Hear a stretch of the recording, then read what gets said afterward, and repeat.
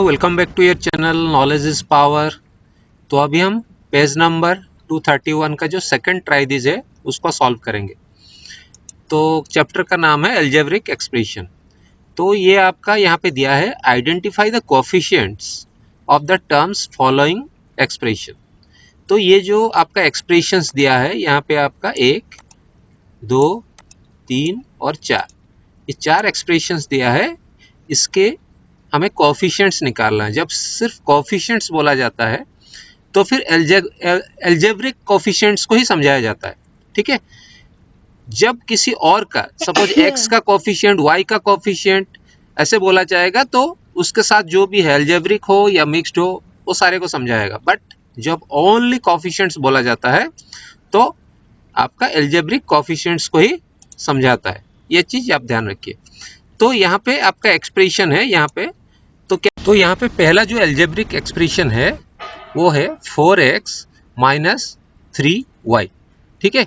तो यहाँ पे देखिए आप दो टर्म्स है, एक है आपका 4x और दूसरा जो टर्म है वो है 3y, ठीक है। बट जो 3y के साथ माइनस है इसीलिए हम इसको माइनस 3y बोलेंगे, इस टर्म्स को माइनस 3y बोलेंगे। तो क्योंकि यहाँ दो टर्म्स है तो यहाँ पे दो आपका कोएफिशिएंट्स होगा, एक x का कोएफिशिएंट और दूसरा है y का कोएफिशिएंट। तो x का जो कोएफिशिएंट है वो है आपका 4 और जो y का कोएफिशिएंट है वो 3। बट यहाँ के क्योंकि माइनस है तो ये -3 होगा, ठीक है। तो ये चीज ध्यान रखिए, जहां पे माइनस होगा वहां आपका कोएफिशिएंट के साथ ही जुड़ेगा, इस चीज को जरूर ध्यान रखिएगा। अब नेक्स्ट में चलते, तो अभी हम सेकंड वाले में चलते हैं। यहाँ पे आपका दिया है a plus B plus 5, okay. तो कांस्टेंट को कंसिडरेशन में नहीं लिया जाता है, जहाँ पे यहाँ पे जो 5 है वो कांस्टेंट है। तो यहाँ पे ये वेरिएबल्स है a एंड b।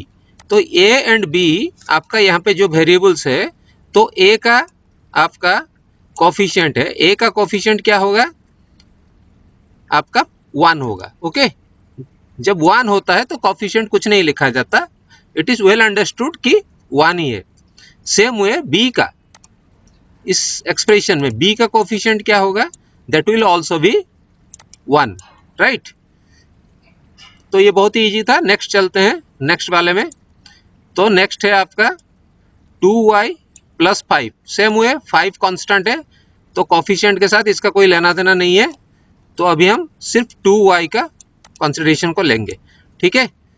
तो यहाँ पे y का कोएफिशिएंट है same way 2, okay, it will be only +2, right way. हम लास्ट वाले में चलते हैं, दैट विल बी 2xy। तो 2xy का आपका xy का कोएफिशिएंट जो है, ठीक है, 2xy में जो xy का कोएफिशिएंट है दैट विल बी 2, ओके, +2। तो यहाँ पे आपका मैं बता देता हूँ थोड़ा सा एक्स्ट्रा।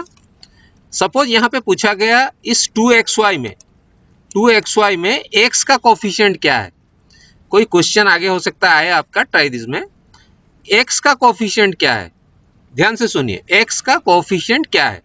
तो जब x का कोएफिशिएंट बोला जाएगा तो जो बाकी बच जाएगा, क्या बच जाएगा, 2y, ओके। 2y होगा आपका x का कोएफिशिएंट। सेम वे अगर y का कोएफिशिएंट पूछा जाता है तो 2x जो है वो y का कोएफिशिएंट होगा। ये मैं आपको एक्स्ट्रा बता रहा हूँ। बट इस केस में पर्टिकुलरली ये 2xy के केस में अगर सिर्फ कोएफिशिएंट पूछा जा रहा है तो दैट विल बी +2 या 2 सिर्फ बोल सकते हैं, वो उसका कोएफिशिएंट है, ठीक है। तो आज के लिए इतना ही, फिर मिलेंगे नेक्स्ट में। So till then good bye.